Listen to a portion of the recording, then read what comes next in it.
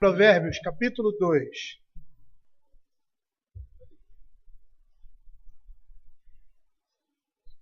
Para mim, por favor. Provérbios, capítulo 2.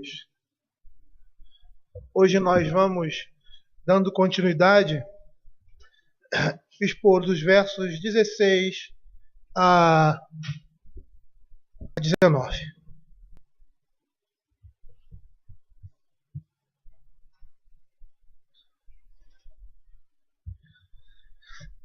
Eu vou fazer a leitura desse provérbio, até mesmo para trazer à nossa memória tudo que nós falamos até esse momento. Diz assim a palavra do Senhor: Filho meu, se aceitares as minhas palavras, esconderes contigo os meus mandamentos, para fazeres atento à sabedoria o teu ouvido, e para inclinares o coração ao entendimento, e se clamares por inteligência e por entendimento alçares a voz, se buscares a sabedoria como a prata e como a tesouros escondidos a procurares, então entenderás o temor do Senhor e acharás o conhecimento de Deus. Porque o Senhor dá a sabedoria e da sua boca vem a inteligência e o entendimento. Ele reserva a verdadeira sabedoria para os retos, é escudo para os que caminham na sinceridade, guarda as veredas do juízo e conserva o caminho dos seus santos. Então entenderás justiça, juízo, equidade e todas as boas veredas, porquanto a sabedoria entrará no teu coração e o conhecimento será agradável à tua alma. O bom siso te guardará e a inteligência te conservará, para te livrar do caminho do mal e do homem que diz coisas perversas, dos que deixam as veredas da retidão para andarem pelos caminhos das trevas, que se alegram de fazer o mal, folgam com as perversidades dos maus, seguem veredas tortuosas e se desviam nos seus caminhos, para te livrar da mulher adúltera, da estrangeira que lisonjeia com palavras, a qual deixa o amigo da sua mocidade e se esquece da aliança do seu Deus, porque a sua casa se inclina para a morte e as suas veredas para o reino das sombras da morte. Todos os que se dirigem a essa mulher não voltarão e não atinarão com as veredas da vida.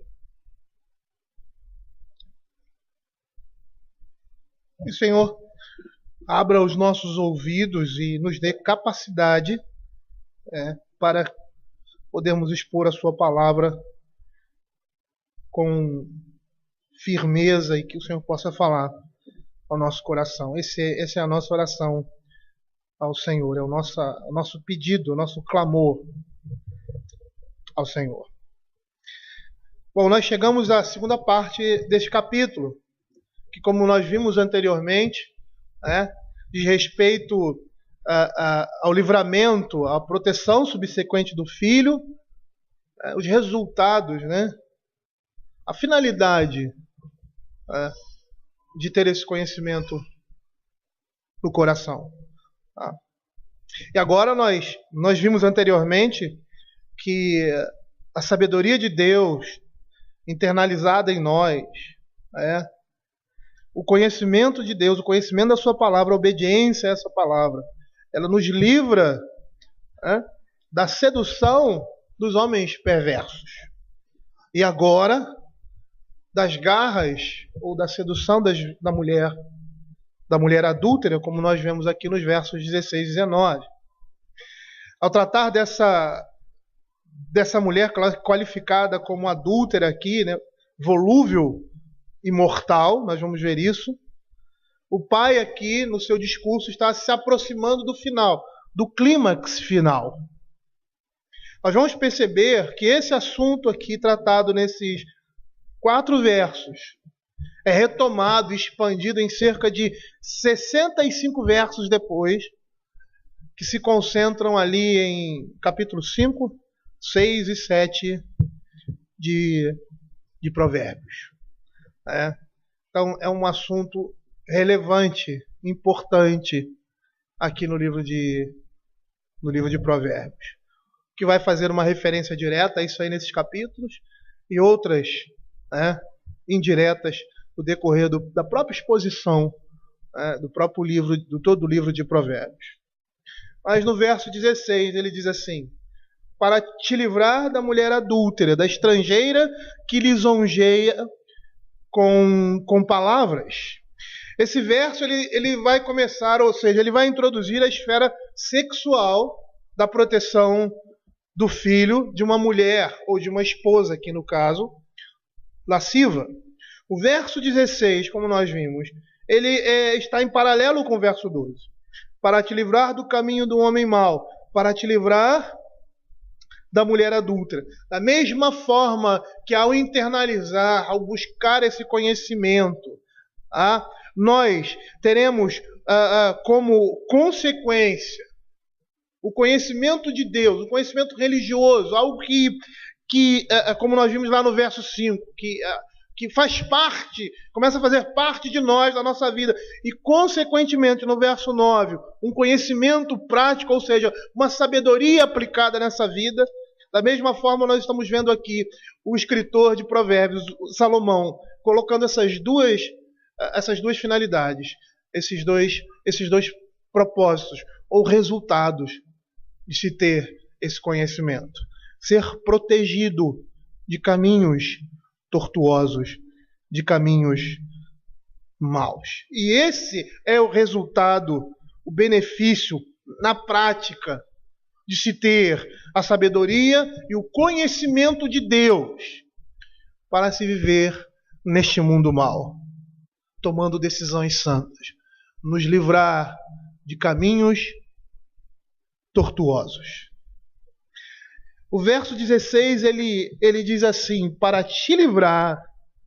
Eu não sei se vocês lembram da força, do significado da palavra livrar aí no original, né, que seria natsal, resgatado, libertado, tirado à força ou arrancado. E aí não sei se vocês estão lembrados da exposição que nós fizemos e mostramos como esse mundo é. Como o mundo, a carne, o próprio diabo são coisas terríveis que nos avassalam, que vêm diante de nós. Como diz aquele cântico de Lutero, igual não há na terra. O nosso inimigo, Satanás, não tem comparativo do mal aqui nesse mundo. E é por isso que essa palavra está aqui.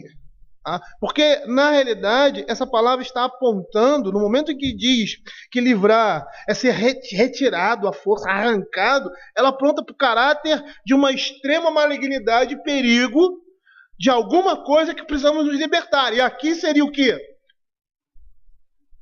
A sedução da mulher adúltera. Como nós vimos lá no caso dos apóstolos, no verso 13, porque...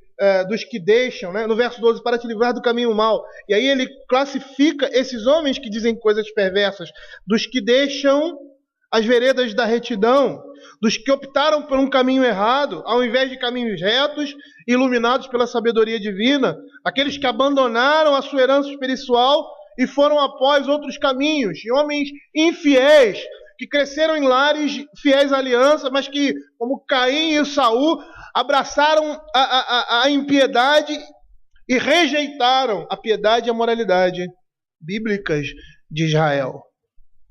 Esses homens eram perigosos. É uma sedução perigosa, ao ponto de usar essa palavra. Livrar. Arrancar. E nós temos aqui a mesma condição. As palavras, as lisonjas, a sedução de uma mulher adúltera. E é interessante porque Salomão, aqui o livro é direcionado para quem? Para a família da aliança. É esse o contexto. É o contexto do povo de Deus. Nesse contexto do povo de Deus, esses homens perversos, como diz aqui, homens que dizem coisas perversas, eles abandonaram, eles apostataram da fé que eles receberam. E essa mulher aqui não é diferente. Temos aqui, paralelamente a isso, uma mulher que abandona a lei, ou seja, a aliança de Deus, como ele fala aqui nos versos subsequentes, no verso 17, e se esquece da aliança do seu Deus, ou seja, da fidelidade conjugal. nós temos aqui um pai advertindo sobre as palavras mortais da mulher que tenta o jovem a abandonar as palavras de vida do pai. Como nós vemos no capítulo 1, filho meu, se aceitarem as minhas palavras, para te livrar da mulher adúltera, daquela que lisonjeia com palavras. Como na queda. É interessante, nós citamos essas relações da palavra de Deus com a palavra do mundo, com a palavra do homem perverso, com a palavra da mulher perversa, tentando seduzir com o propósito de destruir. E a palavra de Deus tentando, ou seja, não seria tentar, mas com o propósito de fazer parte da nossa vida, com a finalidade de vida. Na queda nós vemos a mesma estrutura, o mesmo comportamento. Satanás ele é repetitivo nisso. O fundamento é sempre o mesmo da tentação. Como na queda, Satanás tenta o homem a abandonar a palavra de Deus. E é isso que nós estamos vendo aqui. E de que forma ele faz? Ele faz de uma forma sedutora. Ele faz com que o homem olhe com outros olhos e que esses olhos que o homem se volta para aquilo que está sendo dito sejam olhos que se agradem com aquilo que está sendo dito, está sendo falado. Ou seja, são palavras enganadoras. E é esse o sentido aqui dessa sedução, dessa lisonja. E lá em Gênesis capítulo 3, verso 4, ele diz assim: é certo que não morrereis, porque vos abrirão os olhos, e como Deus sereis conhecedores do bem e do mal. Palavras que eram consideradas agradáveis. Esse é o sentido de lisonjear, para te livrar da mulher estrangeira, da mulher adúltera, que lisonjeia. E lisonjear com palavras, como nós estamos vendo essa expressão aí, ela dá um sentido de uma fala suave, enganosa e sedutora, visando a um fim definido. Como foi Satanás. Nós temos algumas ocorrências dessa palavra em Provérbios, e todas as vezes que ela ocorre, ela se refere a um discurso agradável, enganoso, com o sentido de seduzir, de enganar, de perverter. Abram Provérbios capítulo 7, verso 5. A palavra de Deus diz assim: para te guardarem da mulher alheia, da estranha que lisonjeia com palavras. Provérbios 28, 23.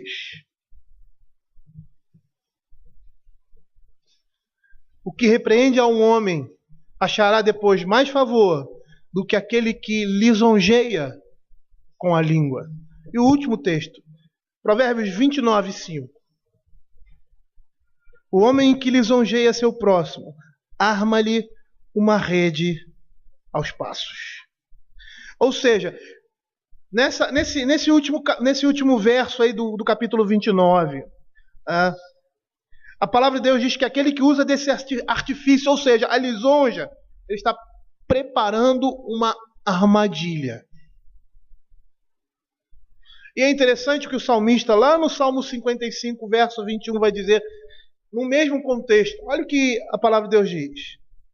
Salmo 55, verso 21. A sua boca era mais macia que a manteiga, porém no coração havia guerra. As suas palavras eram mais brandas que o azeite, contudo eram espadas desembainhadas. O salmista está dizendo que a boca do inimigo é macia, mas o que está no seu coração é a destruição, a guerra. E o seu paralelo acrescenta que essas palavras elas são brandas, mas são espadas desembainhadas. Essa é a imagem que nós temos aqui da mulher sedutora, da mulher que lisonjeia com palavras, da mulher adúltera. Mas quem é a mulher adúltera? É interessante nós entendermos o que o próprio texto está dizendo. Quem é essa mulher que usa desse artifício de seduzir, de palavras enganadoras? E literalmente o que nós temos aqui, nesse texto, lá no verso 16, no primeiro verso, mulher adúltera, o qualificativo. É a mesma coisa que está escrito embaixo, da estrangeira. Na realidade, no original, está escrito mulher estrangeira.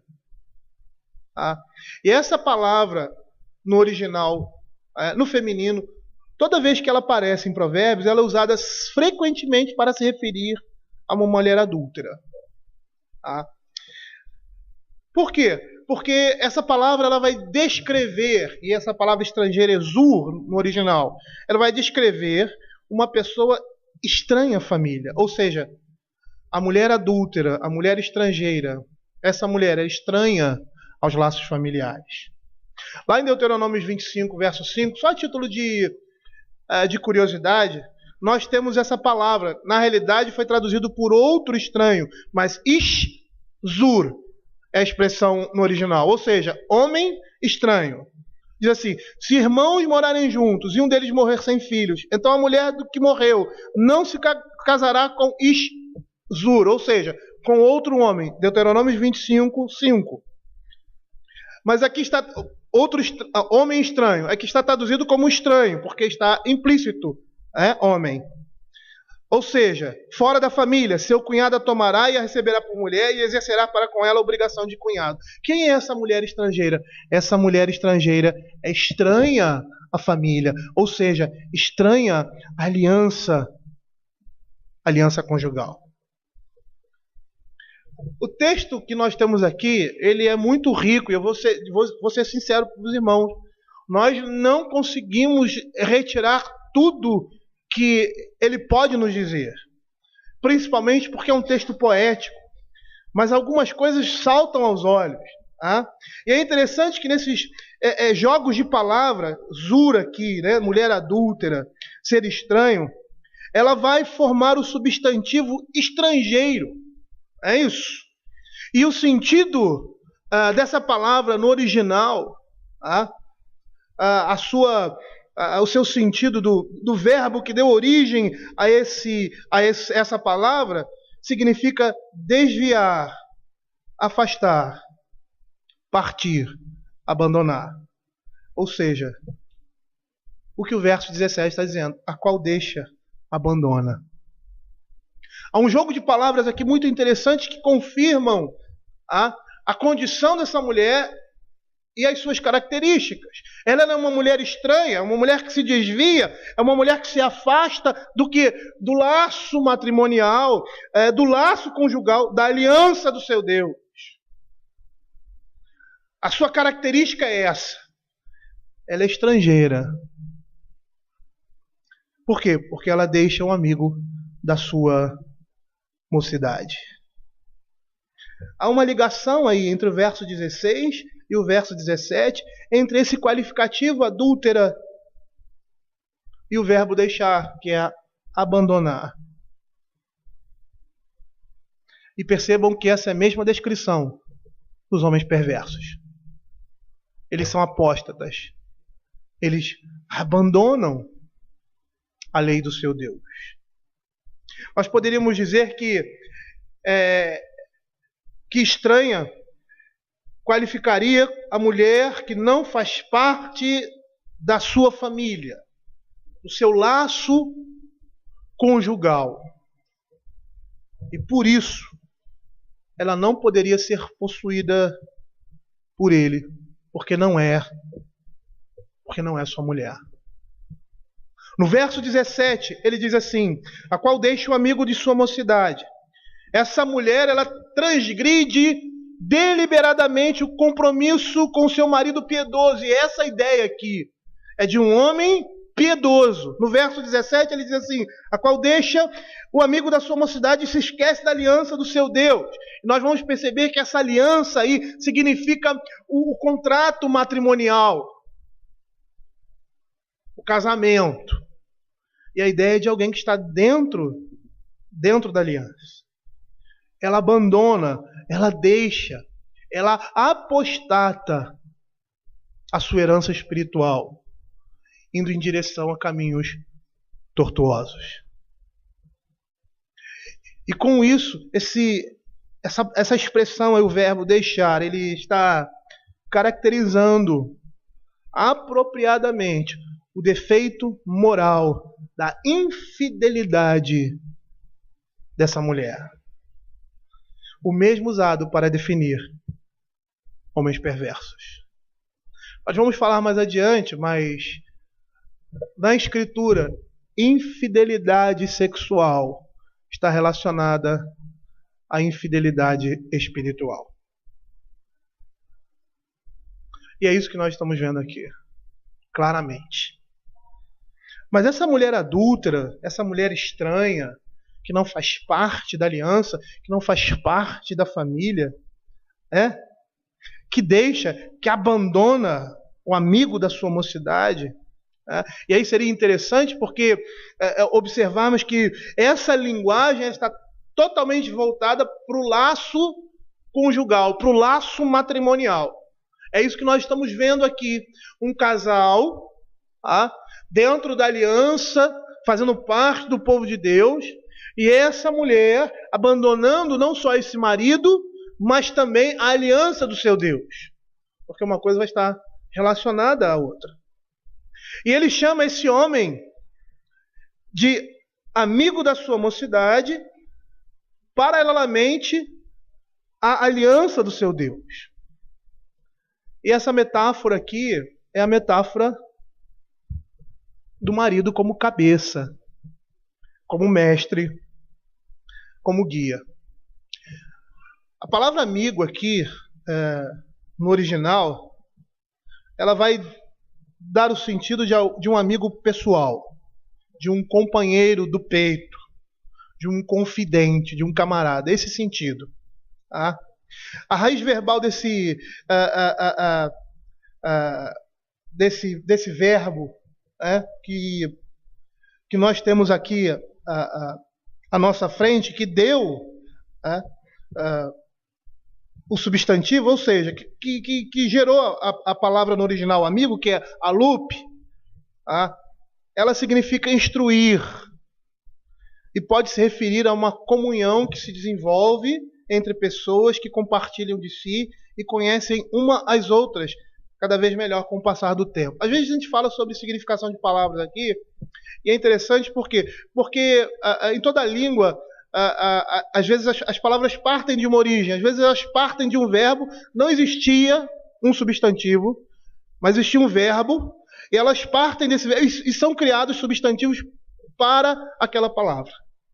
Como no caso aqui. A origem da palavra amigo vem de um verbo. E esse verbo se refere à comunhão íntima que duas pessoas desenvolvem, ao compartilhamento entre elas. É por isso que amigo denotava o seu substantivo, amigo pessoal, companheiro, confidente, camarada. Todo esse significado do verbo, ele é transmitido para o substantivo. E é interessante porque as versões antigas traduzem esse substantivo como ensino ou educação, ou termos semelhantes. Aqui ele traduz aqui como amigo. E na Vulgata Latina, interessante, ele foi traduzido por ducem, que significa condutor, guia ou chefe. Aí você pergunta assim, não, mas para que entender isso tudo? Porque o conceito marital está aqui, nessas palavras. Quem é o marido? O marido é o cabeça. Quem é o marido? O marido é o companheiro, é o amigo pessoal, é o confidente, é o camarada. É aquele que desenvolve com o tempo a intimidade com outra pessoa. E que com esse tempo eles passam a se conhecer a cada dia melhor e mais. É a esse homem que ela atrai. É a esse amigo da juventude, Ou como o texto latino diz, o guia da mocidade, porque o marido é o cabeça, porque aquele que protege é aquele que cuida. E aqui o significado de amigo está relacionado à comunhão, ao compartilhar, ao companheirismo. Ou seja, o marido é aquele que é companheiro, é aquele que é amigo. E é esse amigo, é esse companheiro que essa mulher, é esse mestre que essa mulher trai. É aquele companheiro de vida, é um amigo íntimo, que é seu mestre e seu cabeça. Ela diz, a Escritura diz que ela abandona esse amigo. E o verso seguinte ele vai dizer a mesma coisa com outras palavras. É uma, vamos dizer assim, uma tradução, vamos dizer assim. O que seria deixar um amigo da mocidade? Deixar um amigo da mocidade seria esquecer a aliança do seu Deus. Significaria isso. Abandonar uma relação conjugal. Como essa mulher está fazendo. É esquecer-se da aliança do seu Deus. Neste paralelo, a mulher adúltera se separa, ou seja, ela ignora a sua submissão, ela ignora o relacionamento de intimidade, ela ignora o relacionamento de intimidade, ela trai, ou seja, ela abandona, porque essa é a palavra, a aliança de Deus. E que aliança é essa?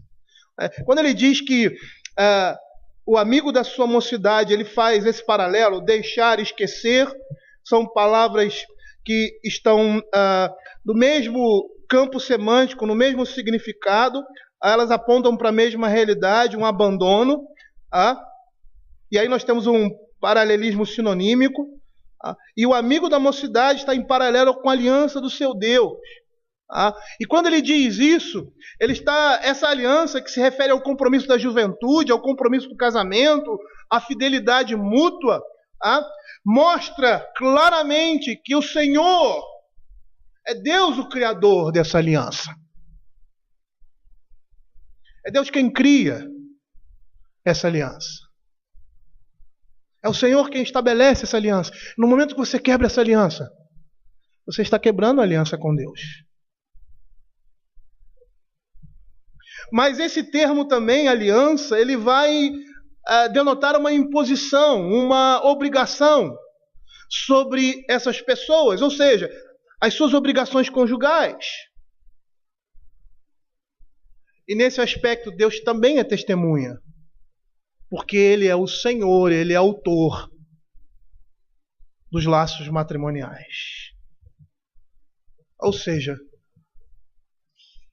resumindo a história, essa mulher apóstata,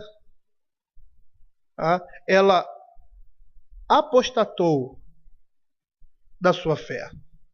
Ela inicialmente aceitou o Senhor e a sabedoria é ensinada pelo seu guia, pelo seu marido, mas agora ela recusa a honrar esse compromisso. Ela dá as costas ao seu marido piedoso. Ela também dá as costas para Deus e para a sua comunidade, a comunidade da aliança.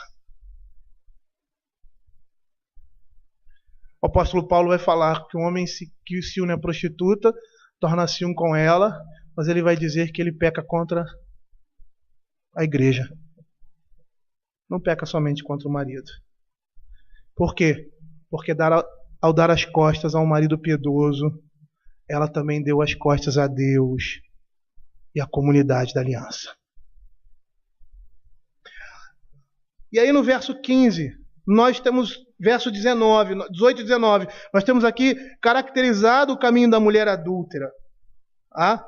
E nós vamos perceber que é o paralelo do verso 15, que é a caracterização do caminho dos homens que falam coisas perversas.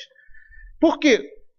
Que caminho é esse? É um caminho que segue veredas tortuosas, trilhas tortuosas, e que se desviam nesses caminhos. Da mesma forma que o verso 15 está mostrando o caminho dos perversos, dos homens que dizem coisas perversas, dos apóstatas, no verso 18 e verso 19, nós temos aqui caracterizado o caminho da mulher adúltera e da sua trilha.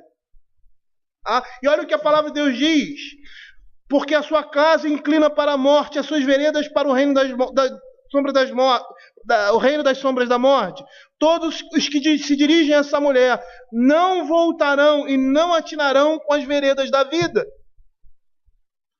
Todos os que seguem o caminho dessa mulher em troca dos seus favores sexuais vão descobrir que esse caminho conduz à morte. E é interessante, mais uma vez, nós pararmos e analisarmos as palavras que estão sendo usadas aqui. Geralmente nós fazemos isso quando estamos expondo uma carta, que é um livro numa perspectiva diferente, mas o Salmo, ele, por ser uma poesia, ele trabalha com esses conceitos todo o tempo. Não somente palavras que rimam uma com as outras, mas são palavras que no seu significado elas estão se relacionando umas com as outras com o objetivo de trazer uma lição, de nos ensinar. E é interessante perceber o que a palavra de Deus fala, ou seja, o significado da palavra inclinar, porque diz que o caminho, ou seja, a casa dessa mulher se inclina para a morte. E inclinar aqui significa cavar um buraco.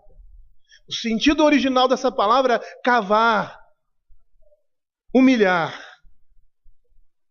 E geralmente essa palavra inclinar aqui é usada com a ideia de morte, pois o substantivo dessa palavra deu a palavra cova, que representava sepultura, túmulo. Ou seja, numa linguagem mais informal, o homem que se envolve com uma mulher que não é sua, que quebra a aliança conjugal estabelecida por Deus, está cavando a sua própria sepultura. É isso que o texto está dizendo. Porque ele diz que a sua casa se inclina para a morte. E mais uma vez essa palavra aí, ela vai ter um significado interessante para nós. Porque o poeta todo o tempo está fazendo ligações entre essas palavras com o sentido de nos trazer uma mensagem no todo. A palavra morte aqui, no original, é mute. E essa palavra designava o processo de morrer e a própria morte. Os cananeus, eles utilizavam esse nome como nome do Deus da morte e do mundo dos mortos. Deus Mote. E é interessante porque esse Deus, na sua imagem, ele tinha uma garganta escancarada que representava o portal para a sepultura. A boca escancarada. E aí nós vamos ver lá em Provérbios capítulo 22, verso 14. Ele vai dizer que a boca da meretriz é descrita como uma cova profunda. Assim, cova profunda é a boca da mulher estranha. Aquele contra quem o Senhor se irá, cairá nela. E por que ele fala sobre boca aqui? Por que há esse jogo entre boca e morte? Porque falar em boca é se referir a palavras. E aí nos lembra palavras sedutoras. As palavras sedutoras dos homens infiéis e da mulher adúltera levam à morte. Essas imagens presentes aqui no texto são imagens para o engano que se apresenta por meio de palavras sedutoras, saído de uma boca que representa o que? A própria morte, uma cova, um túmulo, uma sepultura profunda.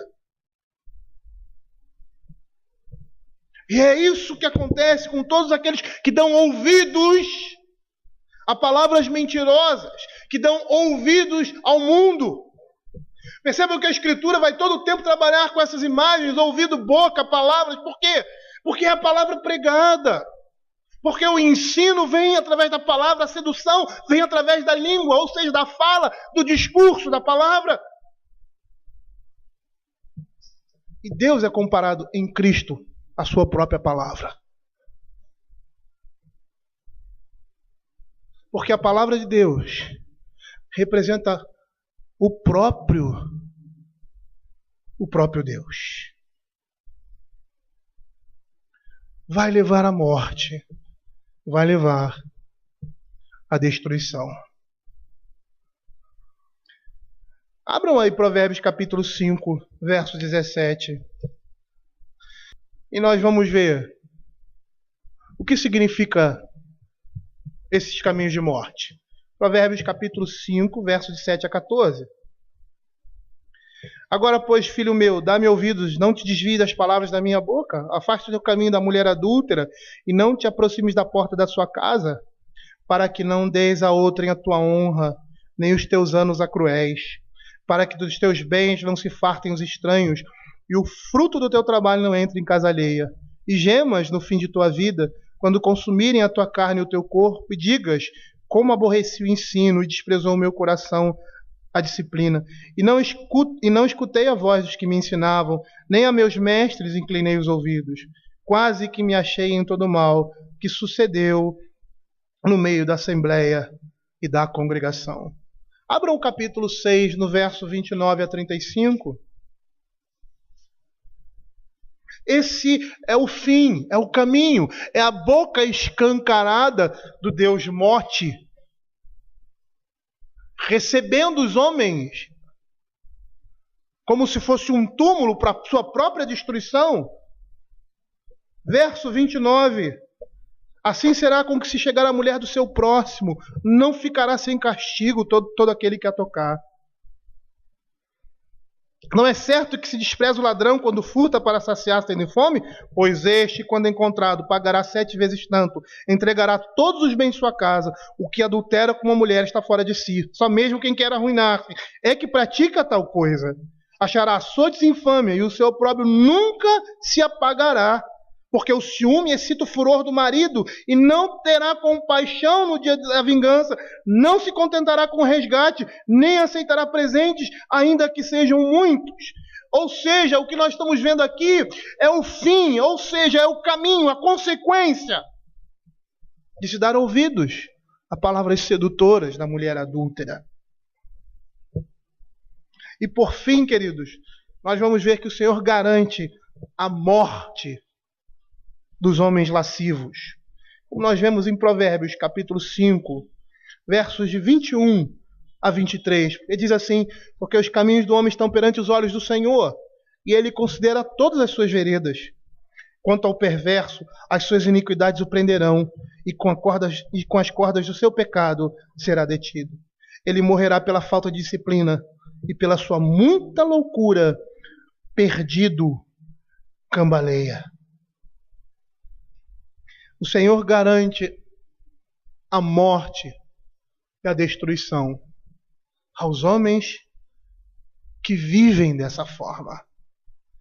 Da mesma forma que o Senhor conduziu o infiel Sansão à sua morte trágica por meio de Dalila, uma prostituta.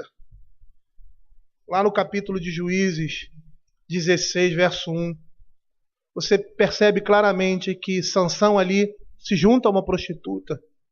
E Dalila é essa mulher prostituta, estrangeira, nos dois sentidos. Tanto que no decorrer do texto, lá no verso... terei que pegar agora, que eu me esqueci do verso. Mas vai dizer que ela recebeu dinheiro para que seduzisse Sansão. E assim ele falasse de onde vinha a sua força e o seu poder. Ela era uma mulher adúltera porque era estranha a aliança. E é interessante porque se você for olhar para a escritura ali em Israel, a mulher e os homens adúlteros, eles deveriam ser mortos pela comunidade de Israel. Conforme nós lemos em Levíticos, capítulo 20, verso 10, e Deuteronômios, capítulo 22, verso 22. Mas era interessante porque a prostituição, que era um crime detestável, não era um crime capital. Não era um crime que merecia a morte. E a gente vê isso claramente em Levíticos também, capítulo 19, verso 29. Assim, não contaminarás a tua filha fazendo-a prostituir-se, para que a terra não se prostitua, nem se encha de maldade. Ou em Deuteronômios 23, 17 e 18. Das filhas de Israel não haverá quem se prostitua no serviço do templo, nem dos filhos de Israel haverá quem o faça. Não trarás salários de prostituição, nem preço sodomita à casa do Senhor teu Deus, por qualquer voto, porque uma e outra coisa são igualmente abomináveis ao Senhor teu Deus. São caminhos de morte, que conduzem ao mundo dos mortos, à sepultura. E essa é a ideia que nós temos aqui no verso, ainda no verso 18, porque a sua casa se inclina para a morte, e as suas veredas para o reino das sombras da morte. Seria literalmente para o mundo dos mortos. E os antigos, os gregos pensavam assim, os romanos pensavam assim, nos seus primórdios, não podemos nem chamar de romanos, e na antiguidade, de uma maneira geral, havia esse consenso que existia um mundo subterrâneo, onde as pessoas após a sua morte, elas viviam. Não era uma ideia de inferno ainda. Essa ideia vem mais claramente com o cristianismo, mas é uma distorção, na realidade, desse conceito. Quando o homem ele se afasta de Deus, ele peca, e aquela semente religiosa que existe dentro dele, um conhecimento já natural a respeito das coisas divinas, essas coisas são distorcidas. É por isso que nós vemos essas ideias, esses conceitos em toda a cultura. Por quê? Porque como Romanos capítulo 2 fala, verso 13 a 15, porque quando o homem demonstra conhecimento, ou seja, prática da lei, sem conhecer essa lei, ele mostra a lei gravada no seu coração. Muitas coisas foram gravadas no coração do homem, e o homem, porque se distanciou de Deus, ele tem pensamentos distorcidos a respeito dessas realidades, que só são retomadas através da revelação. E a ideia aqui era de um mundo onde as pessoas mortas viviam. Ou seja, na realidade, é uma maneira de falar da sepultura, da morte.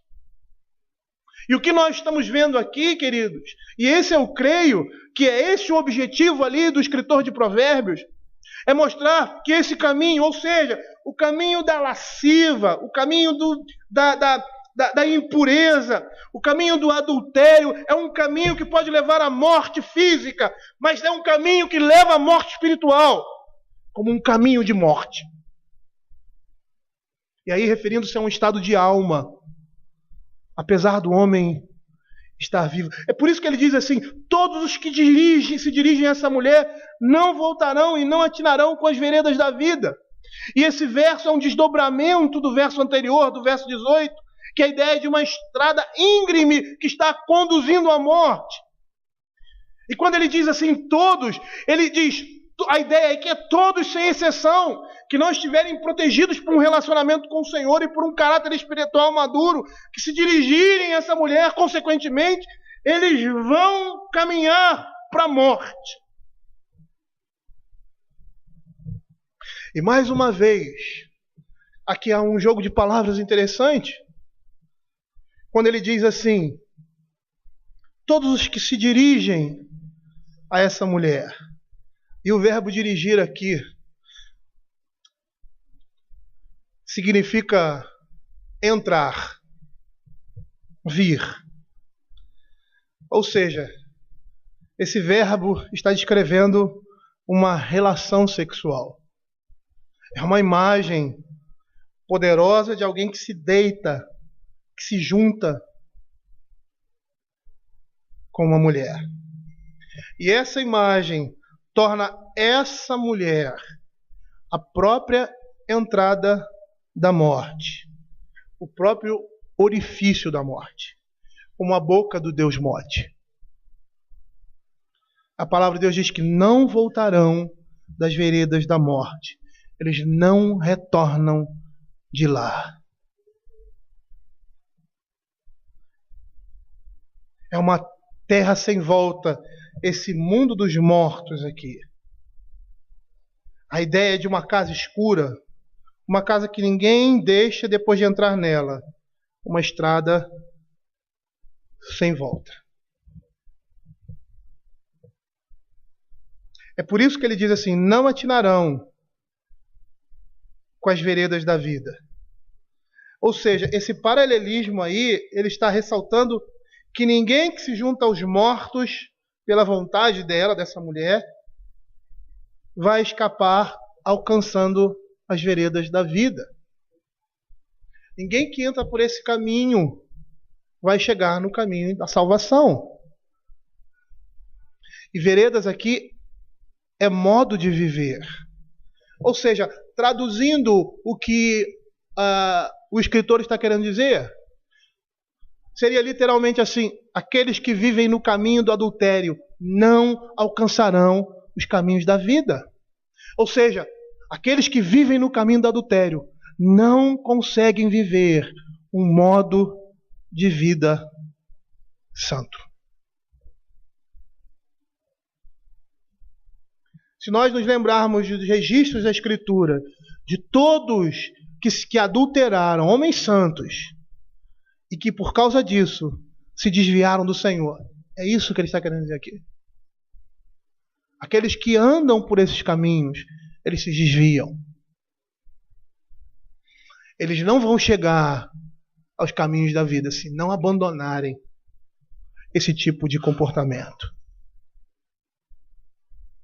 Se esses homens não abandonarem esse comportamento, sua vida será em direção à morte. Eles estarão vivendo uma vida de pecado. E o fim é a destruição. Nós podemos lembrar, mais uma vez, de alguns casos na Escritura. A infidelidade sexual de Salomão serviu para quê? Para a sua infidelidade a Deus. Mas ele não era casado com muitas mulheres? Não era, era casado, mas aquilo era adultério.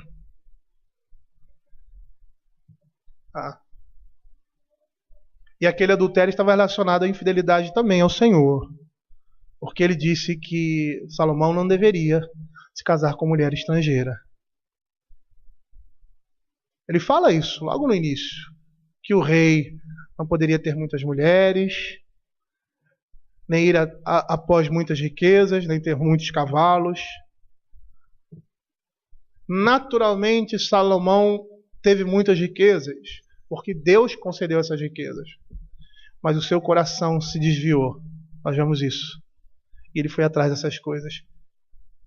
Influenciado também pelas suas mulheres, ou pela sua infidelidade conjugal. Porque ele teve várias esposas.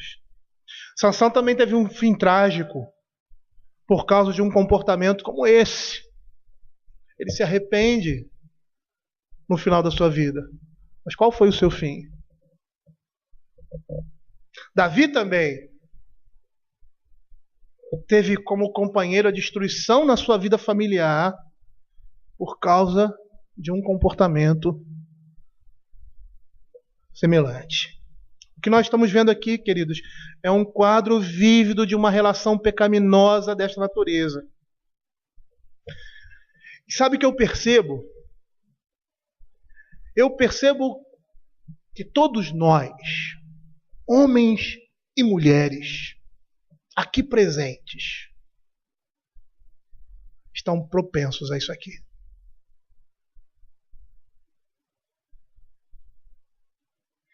Nós nunca podemos olhar esse tipo de coisa e dizer, isso não me toca. Isso é uma grande mentira. Perceber que nós não temos esse potencial em nós. Ainda mais no mundo de hoje. Ainda mais no mundo de hoje, que muitas mulheres, por serem maltratadas dentro do seu próprio lar, porque muitas mulheres, por não serem conduzidas como deveriam ser, por não serem amadas, por serem vilipendiadas pelos seus maridos, são seduzidas pelos homens que estão fora do seu lar, deixando-se levar muitas vezes pelos olhos da carne, por homens que são corteses, que são elegantes, que são inteligentes. E por causa de uma deficiência no lar, que não justifica, vão atrás de outros homens, quebrando a aliança do seu Deus. Por outro lado, nós homens,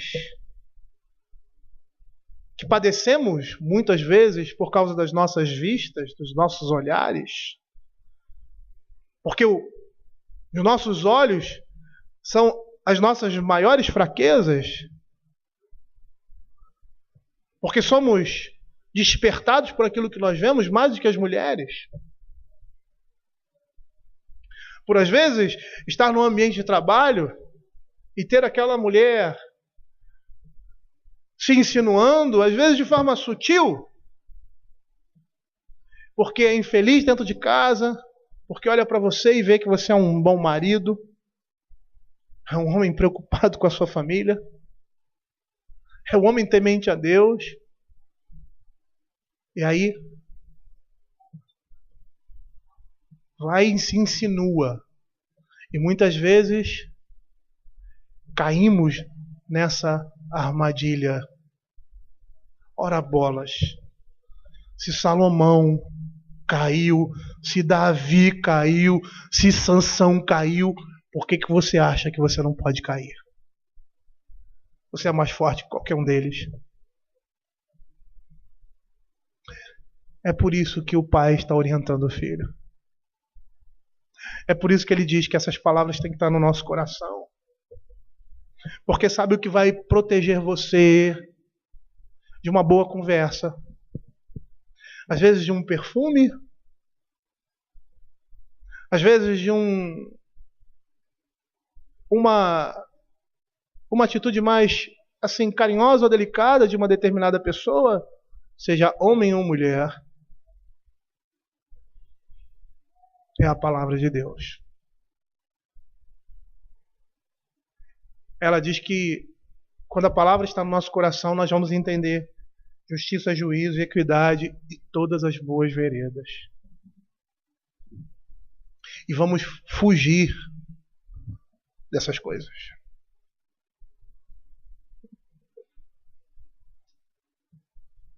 Muitas vezes, quando vemos irmãos nossos que caem em pecados como esse, eles caíram porque estavam andando em caminhos tortuosos, muitas vezes.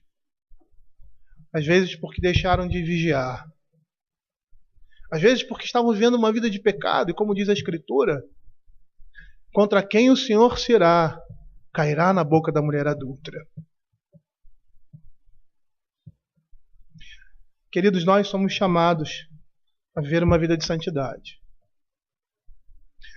E sabe como isso acontece? Acontece quando nós buscamos incessantemente ao Senhor, a sua palavra. Quando damos ouvido a essa palavra e fazemos a vontade da palavra de Deus e não do nosso coração. A nossa sociedade nos ensina, e o pensamento desse mundo nos ensina a ouvir a essas seduções e a responder positivamente a elas. E não só ouvir, mas como desejar essas coisas. É por isso que muitos crentes estão caindo nesse pecado. É por isso que a igreja hoje tem falhado muito nesse pecado. A falha é nossa, pelo desconhecimento da palavra de Deus. Eu estava preparando essa pregação e vem outras por aí, piores, né? No sentido de gravidade. Quando você ouviu falar sobre isso? Dessa forma? Quando foi que na sua vida cristã você ouviu falar sobre isso? Eu nunca ouvi falar sobre isso. Eu nunca ouvi uma pregação sobre adultério. Nunca. Nunca. Tirando o tempo que a gente passou ali em Boa Vista. Nunca. Nunca. O que nós como igreja estamos achando? Achando que nós não precisamos ouvir? E olha, eu não reproduzi tudo o que está aqui no texto e a maneira como ele coloca. Porque algumas colocações aqui pareceriam para nós obscenas, mas não são, porque estão na palavra de Deus. Obsceno somos nós, que temos a mente poluída, e ao nos depararmos com esses indicativos ou a maneira como a palavra fala, a nossa mente vai se desviar. A linguagem que ele usa é uma linguagem fortíssima. E nós estamos brincando com isso no nosso dia a dia. Muitas vezes, às vezes pelo cansaço, estamos nos permitindo ver determinadas coisas dentro da nossa própria casa, através da televisão, através de revistas. Muitas vezes nós somos seduzidos, nós achamos interessante essas coisas. Somos chamados por essas coisas. E aí quando... Não, vai ficar só por aqui. E aí a coisa nos pega desprevenido.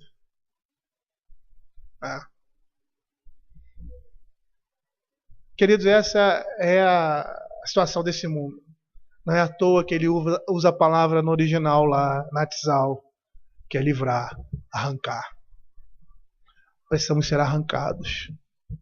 Quando um homem entra numa armadilha dessa, quando uma mulher entra numa armadilha dessa, ela precisa ser arrancada desse meio, dessa situação. E como é que isso acontece? A palavra de Deus na nossa mente e no nosso coração. Vamos orar. Senhor, queremos, ó Pai, te agradecer, Senhor Deus, pela tua palavra e perceber, ó Senhor, a nossa fragilidade, Senhor Deus. Perceber como todas as coisas nesse mundo contribuem, Pai, para sermos pegos, ó Senhor Deus, em armadilhas e em situações dificultosas, ó Senhor. Que muitas vezes não nos remete diretamente a isso, mas indiretamente a essas coisas. Senhor, queremos te pedir, Senhor Deus, a tua graça e a tua misericórdia, para que o Senhor esteja preservando, Senhor, a tua igreja, Pai. Sabemos, ó Pai, que esse tipo de pecado, como outro pecado qualquer, ó Pai, Senhor Deus, quando caímos, ó Senhor Deus, em coisas como essas, impureza ou imoralidade, nos arrependemos, o Senhor nos perdoa e, como diz a sua palavra, Ele nos purifica.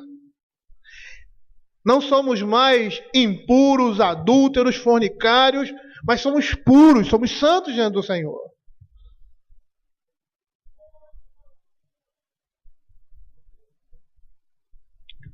E precisamos entender, ó Pai, que todos nós, sem exceção, precisamos fugir das seduções deste mundo.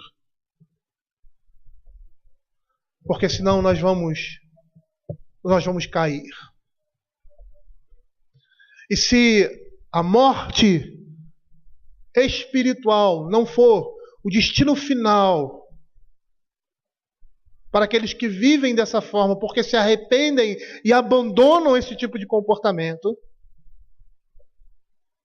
com certeza, neste mundo nós vamos morrer pelas consequências do nosso pecado. E temos quebrado a aliança do nosso Deus. Senhor, preserva, Pai, as famílias dessa igreja, não somente da igreja presbiteriana de Ponta da Areia, mas preserva, Senhor, as famílias da tua igreja. Preserva a tua igreja invisível nesse mundo, Pai. Tem misericórdia de nós. Livra-nos de nós mesmos, da nossa carne, do mundo, Senhor Deus, e das seduções de Satanás. Nos preserva, Pai, para que possamos chegar, Senhor Deus, no reino de Deus, ó Pai. Sem um pé, sem um braço.